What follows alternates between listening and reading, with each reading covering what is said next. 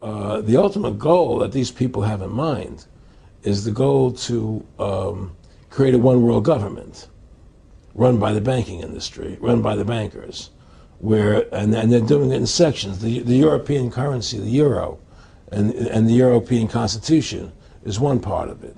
Now they're trying to do it in America with the North American Union, right? And they want to create a new currency called the Amero, right? And the whole agenda is to create a one world government where everybody has an RFID chip implanted in them. All money is to be in those chips, right? There'll be no more cash. And this is given me straight from Rockefeller himself. This is what they want to accomplish. And all money will be in your chips.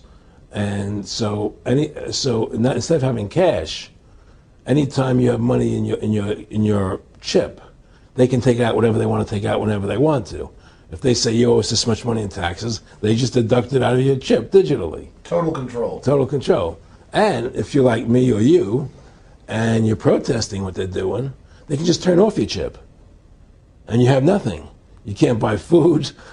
You can't do anything. It's total control of the people. And that chip's connected to a database that has your purchasing records, what you do, what everything, you sell. Everything is in there, you know? And so they want a one world government controlled by them, everybody being chipped, all your money in those chips, and they control the chips, and they control people. And you become a slave. You become a serf to these people. That's their goal. That's their intentions. Aaron, can you be specific about when you met Rockefeller, how it happened in these discussions? I met Rockefeller through a female attorney I knew who called me up one day and said, one of the Rockefellers would like to meet you. I had made a video called Mad as Hell, and he'd seen the video and wanted to meet me and knew I was running for governor of Nevada. So sure, I'd love to meet him. And I met him and I liked him, and he was a very, very smart man. And we used to talk and share ideas and thoughts. And he's the one who told me 11 months before 9/11 ever happened that there was going to be an event. Never told him what the event was going to be, but there was going to be an event. And out of that event, we were going to invade Afghanistan to run pipelines from the Caspian Sea. We were going to invade Iraq, you know, to take over the oil fields, establish a base in the Middle East, and make it all part of the New World Order. And we go after Chavez in Venezuela. And sure enough, later 9/11 happened. And I remember he was telling me how how you're going to see soldiers looking in caves for people in Afghanistan and Pakistan and all these places. And there's going to be this war on terror, which is no real enemy. And the whole thing is a giant hoax, you know, but it's a way for the government to take over the American people. He told you it was going to be a hoax. Oh, yeah. Oh, yeah. There's no question. He says, there's going to be war on terror. And he's just laughing. There's no... Who are we fighting? I mean, why do you think 9/11 happened and then nothing's happened since then? Do you think that our security is so great here that these people who pulled off 9/11, who were able to, can't knock down another plane? Come on, it's ridiculous. 9/11 was done by people in our own government and our own banking system to perpetuate the fear of the American people into subordinating themselves to anything the government wants them to do. That's what it's about, and to create this war, this endless war on terror. And that's why and that was the first lie. And the next lie was going into Iraq, you know, to get Saddam Hussein out with his weapons of mass destruction. That was the next lie.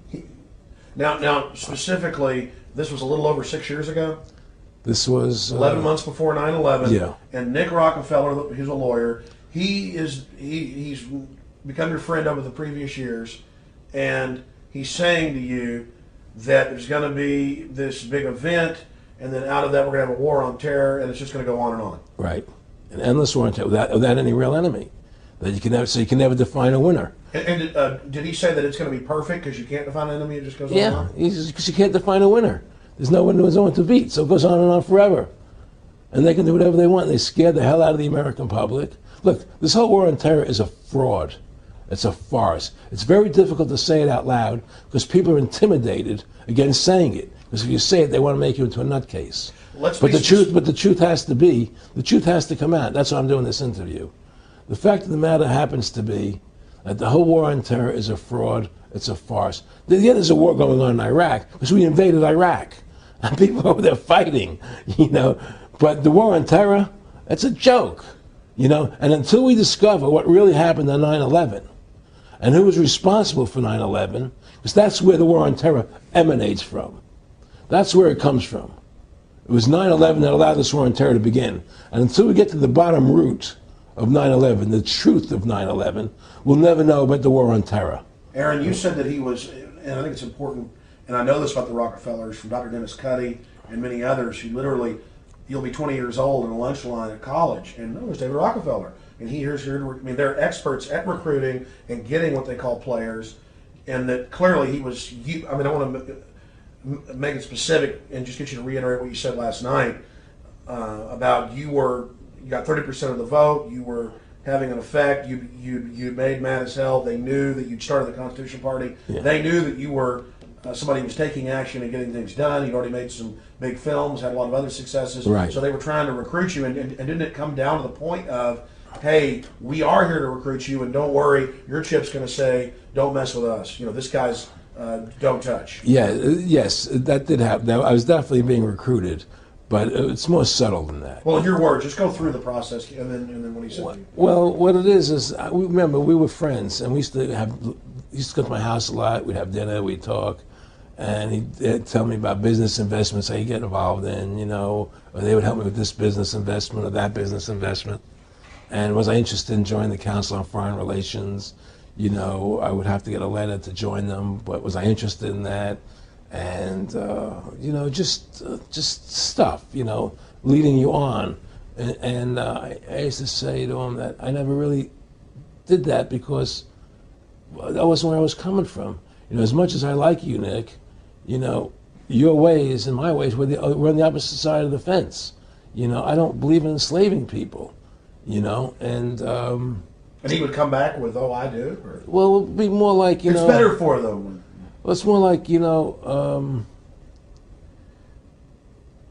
how do I put it? It was like,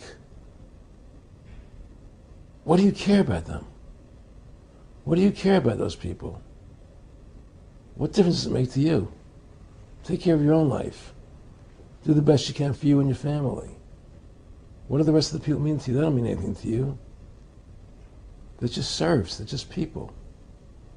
It was just a lack of caring, and that's just not who I was. It was just sort of like cold, it was just like cold, and I used to say to him, what's the point of all this? You have all the money in the world you need. You have all the power you need. What's the point? What's the end goal? And he said the end goal is to get everybody chipped, to control the whole society. To have the bankers, the elite people, the bankers and some governor controlling the world. And I said, do all the people in the Council on Foreign Relations believe this way you do? He said, no. Most of them believe they're doing the right thing. A lot of them believe it's better off being socialistic. We have to convince people that socialism is really capitalism. Because America's becoming a socialist country. It's a communist country today. Well, one of the things they told me was that he was at the house one night, and we were talking, and he started laughing. He said, "Aaron, what do you think women's liberation was about?" And I said, I had pretty conventional thinking about it at that point. I said, I think it's about women having the right to work, getting equal pay with men, just like they won the right to vote, And he started to laugh. He said, "You're an idiot." And I said, "Why am I an idiot?" He said, let me tell you what that was about. We, the Rockefellers, funded that. We funded Women's Lib, And we're the ones who got all over the newspapers and television, the Rockefeller Foundation. He says, and you want to know why? He said, there were two primary reasons. And one reason was we couldn't tax half the population before Women's Lib. And the second reason was now we get the kids in school at an early age. We can indoctrinate the kids how to think. It breaks up the family. The kids start looking at the state as the family, as the school, as the officials, as their family, not as the parents teaching them. And so those are the two primary reasons for women's lib, which I thought up to that point was a noble thing. You know, when I saw their intentions behind it, where they were coming from when they created it, the thought of it, I saw the evil behind what I thought was a noble adventure.